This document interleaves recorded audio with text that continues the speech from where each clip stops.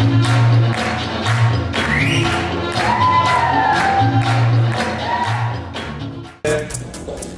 love the cha-cha. I think it's, personally, it's one of my favorite dances. Just because when I was a kid, that was kind of the song that I felt the most, like the dance I felt the most fun with. It was not too complicated for me, so I always feel that that's the one, luckily that's the one we start with, so it's a good beginning for me to get into the cha-cha, to feel the fun. I like the music, so I'm happy that I have to talk about the cha-cha today. Now, what makes a good cha-cha is the question. Yeah? Being sassy. Being sassy. Very good answer. Very good answer. Rotation of the hips, definitely. I say we need, first thing is the posture. Yeah, we need to set our body up, and we need posture. Now what I want to go into is just to talk a little bit more detail on how to set up your posture, set up your body. So a good posture is a result of that setup. Yeah? So we're talking about four things we can say in posture. We're talking about the lower tailbone, the hip area, the lower center, yeah? Like whatever you want to call it, really. I'm not attached to any words because you're the ones, whenever I say a word to you, you translate it into your own language, like whatever you call it. I say lower tailbone, you say, oh, that's my lower center. So just so we know what we're talking about. Then we're talking about the core of my body. Then I'm talking about the upper part of my center. Yeah, the upper center. And then I'm talking about my shoulders. Yeah? Now, so the first thing that I do is that I connect my lower center. So that's actually quite a drop feeling on the back side, and a quite a tight feeling on the front side. Now, on the top side, so what I'm saying, I have a lower center and I have an upper center. And it's what connects those two that's important, because I often see people having an open center and a tight, but when they move, it's not connected. Yeah? So for me, I have my lower center tucked in here. Now I have my core that connects the two. And if you see me from the back, I want the lower back to be filled out. For those guys who does Pilates or yoga or gyrotonic, we all the time work around how we actually use that center. And we want to dance the tailbone down and the back, so there's no hole, there's no arch here. That spirals up, so I can now extend through my shoulder blades, squeeze, and that will open my chest. Yeah, so I have 3 points. I have my lower center that's connected in, I have my core that spirals into my back, and then I have my upper body, which is in between my shoulder blades, which is tight, and then I have my shoulders, which are open. Exactly. Yeah? So for me, that gives quite a tight feeling on the inside, but a freedom in my upper body. So I can actually use my upper body, yet have a tight feeling. Because that's the challenge all the time. So constantly, first is the setup, lower center, spine, upper body, shoulders. And now when I feel that, I should still be able to feel my weight underneath there. Which takes me to the second point, which is extremely important, not only in cha-cha, but in all of the dances. The sense of body weight. Okay? It's a big, big issue for me, because I see a lot of people doing a lot of actions, a lot of steps, a lot of movement, with no sense of body weight. For me, the body weight is where everything starts.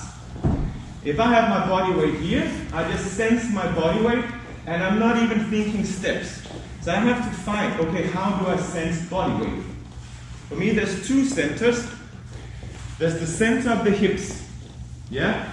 What I mainly use for horizontal movement. So if I want to move into space, I think about moving my center through the hips. And it's somewhere on the inside, kind of in the socket here.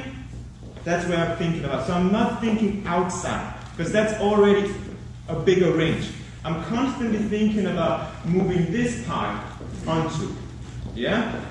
Now, a big important realization for me as well, there's a big difference between hip action and weight transfer. Okay? What I mean by that is that I can transfer my weight without having any hip action. I'm literally just transferring weight from foot to foot. Yeah? I can have hip action without any weight transfer. And I don't think that you're aware of that. When is it actually just hip action? When is it weight transfer? When is hip action combined with weight transfer? Yeah? Because that's an important thing in the chatter. If I want to have slickness, I can do that without any weight transfer. But the second I have to move, I have to combine the two. When I'm actually moving weight and when I'm just doing it on the spot. Yeah? Clear? Yes. Now, when we're talking about the horizontal weight transfer, where do I send the weight is a big question. Because not in terms of do I send it right, do I send it left, I always send it into the foot. Always send your weight into the foot. So if I want to go somewhere, if I want to go forward, now, I stand on my right leg. Okay? My feet are pointed forward. Okay? I now have to lift your left leg. Now, connect your weight. Feel pressure driving through your foot. So let's say the weight is in the center of your leg, of your foot. Now, feel that you lower your weight and drive through the standing leg until you're falling off. Good. Now we just produce the step. It was not a very good quality, but we produced a step. I didn't think of a step at one time. The step was a reaction of my traveling body weight. Yeah? So, in order to improve the quality of that leg, I add action. I add action in order to improve the quality. So now, I don't take away the traveling weight. I'm still traveling through the foot, but in order to control that, I add action on that standing leg so I can now control my weight. The step is still secondary. I'm not thinking about steps. I'm thinking about my standing leg, transfer weight, and action that then produces a step. This is a huge thing because in our industry, we open the technique book and we see the steps. Step 1, step 2, step 3, step 4. So now we're being taught steps and not action and weight transfer. And that for me is the biggest downfall here, because any step is produced through weight transfer and action. Yeah? For instance, if you walk on the street, I'm not thinking about steps. I'm just traveling my weight forward in the direction I want to go, and my step catches that weight. Now, that we shouldn't take away in any dance. We should keep that, and in order to control and improve, so control your step and be able to make it a better quality, we add the desired action. Yeah? So that's very important, that I always am concerned about the standing leg, how my weight is traveling through that foot. And while I'm dancing there, I add I add action to time the step that I want to do. Clear? Body weight is located in my hips, but it's always related to my feet. Okay? Located in my hips, always related to my feet. So, it's located in my hips, I'm on my left foot. I can use that foot with my body weight. Yeah? Now, if I want to take a step onto my right foot, I have to dance through my left foot, rotate, and keep driving that until I arrive on my right foot. Yeah? So that's very important because I see a lot of steps going on, but no actions. So I'm like, how can you create steps with no actions? Because we've been told to dance steps. Yeah? So, the other thing that I just want to mention is out there is vertical body weight.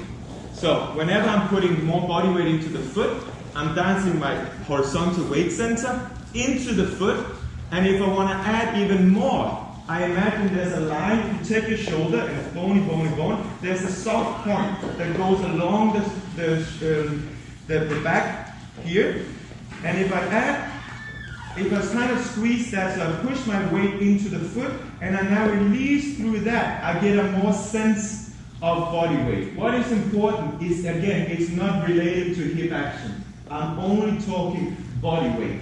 So I'm still feeding the toe, the ball of my foot, without any rotation of my hips. Very good. because now I have the capacity in my hip to actually create hip action. Very good. Clear? That's a very important thing. So let's just try to rewind a little bit back for you to get the sensation of hip action and body weight. So, split position, guys. Okay, feel that you can just stay in between your feet and just do a hip. Exactly. So no rocking. I'm not moving. Hold yourself in the shoulders and no movement of shoulders. Great. Now, tighten your butt a little bit and now try to transfer weight without any hip action. So you now move in one piece. That's quite a big difference. Yeah? Now, as you're moving your body weight, be clear that you push from one foot and your direction is the other foot.